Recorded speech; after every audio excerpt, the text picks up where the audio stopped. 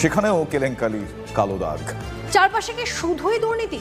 এবার দক্ষিণ চব্বিশ পরগনার রায়দিঘিতে, সেখানে সমবায় কোটি টাকার দুর্নীতির অভিযোগ। কেউ কৃষক, কেউ ছোট ব্যবসায়ী, কেউ আবার দিনমজুর। ভবিষ্যৎ সুনিশ্চিত করতে তিলে তিলে সমবায়ে টাকা জমিয়েছিলেন প্রত্যেকেই। সেই টাকাই নাকি চুরি হয়ে গিয়েছে। অঙ্কটা কোটি ছাড়িয়েছে।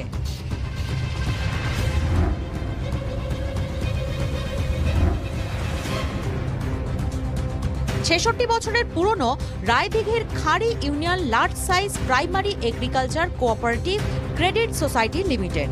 বর্তমানে ৪টি শাখা। সেখানেই নাকি দুর্নীতির বাসা। ব্যাংকের প্রতিষ্ঠাতা সদস্যদের অভিযোগ, কাশীনগর শাখার গ্রাহকদের টাকা দেদার লুট হয়েছে।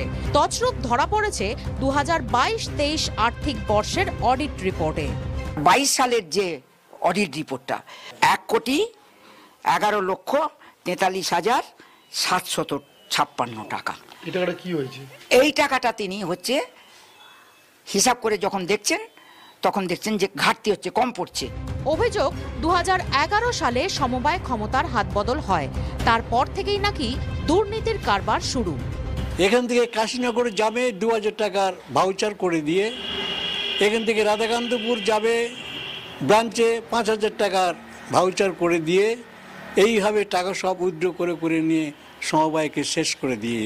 অভিযোগ, দুর্নীতির পিছনে সরাসরি যুক্ত হেড অফিসের ম্যানেজার শ্রীকৃষ্ণ মণ্ডল, অ্যাকাউন্টেন্ট মোহন কয়াল, কাশীনগর শাখার ইনচার্জ মোহনলাল হালদার।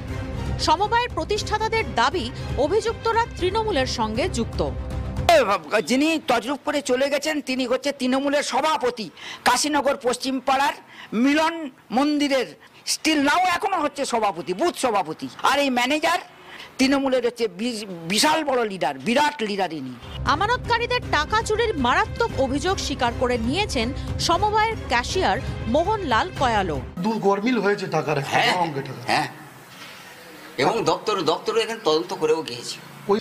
হ্যাঁ, ও ছিল ব্রাঞ্চ ইনচার্জ। অভিযুক্ত কাশীনগর শাখার ইনচার্জ মোহনলাল হালদারের বাড়িতে পৌঁছে যান TV9 বাংলার প্রতিনিধি। তবে এই আর্থিক তজরুপের ঘটনা প্রকাশ্যে আসার পর মোহনলাল এই বাড়ি ছেড়েছে বলে স্থানীয় বাসিন্দারা জানাচ্ছেন। ও কিন্তু অত টাকা নেয়নি। এরা যে চাপ দিয়ে এইরকম করতেছে, ও কি একলা নেছে, আর কেউ নেয়নি, ম্যানেজার কি নেয়নি। আর এক অভিযুক্ত হেড অফিসের ম্যানেজার শ্রীকৃষ্ণ মণ্ডল অফিসে ছিলেন না। একাধিকবার ফোন করা হলেও তিনি ফোন ধরেননি। SMS করা হলে তার উত্তর ফোনে কথা বলবেন না। দুর্নীতির এই অভিযোগ সামনে আসতেই নতুন করে শুরু হয়ে গিয়েছে রাজনৈতিক তরজা। লোকাল প্রশাসনের কাছে ওরা বারবার জানিয়েছে, জানানো সত্ত্বেও তৎকালীন সময়ে যদি একটু আগে থেকে প্রশাসন অ্যালার্ট হতো তাহলে আজকের এই যে 1.5-2 কোটি টাকার আজকে তজরুপ হতো না। তৃণমূল কংগ্রেস মানেই হচ্ছে যে কোনো যাই হোক না কেন চুরি। শুনছি যে অভিযুক্ত জমি জায়গা বিক্রি করে সে পলাতক। এখন পর্যন্ত পুলিশ প্রশাসন বা সমবায় যে প্রশাসন বা কর্তৃপক্ষ তোরা কোনো সক্রিয় ব্যবস্থা এখন পর্যন্ত অবলম্বন করেনি। কেউ টাকা নিয়ে মেরে চলে যাক, সে যেই দল করুক না কেন, কোনোদিনই কিন্তু কেউ সাপোর্ট করবে না, আমিও সাপোর্ট করি না। হ্যাঁ, দুর্ভাগ্যবশত ওই মোহন ও কাশীনগর অঞ্চলের বুথ সভাপতি আগে ছিল এবং ও কর্মচারী ছিল, ব্যাংকের কর্মচারী ছিল। সেই হিসাবে ব্যাংকের কর্মচারী থাকার সুবাদে ও মনে হয় এই ধরনের দুর্নীতিটা করেছে।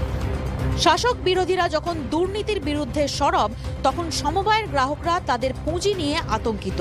আজকের এই চুরির সঙ্গে যুক্ত, দুর্নীতির সঙ্গে যুক্ত তারা অবিলম্বে টাকা ফেরত দিক, সমিতিকে বাঁচাক, সাধারণ গ্রাহক বাঁচুক। আলিপুরদুয়ার থেকে সোনারপুর, আগেই সমবায় দুর্নীতির অভিযোগ সামনে এসেছে। তদন্ত করছে কেন্দ্রীয় এজেন্সি। এবার সেই তালিকায় রায়দিঘি। অভিযোগের প্রেক্ষিতে তদন্ত শুরু করেছে দক্ষিণ চব্বিশ পরগনার জেলা সমবায়ের রেজিস্ট্রার।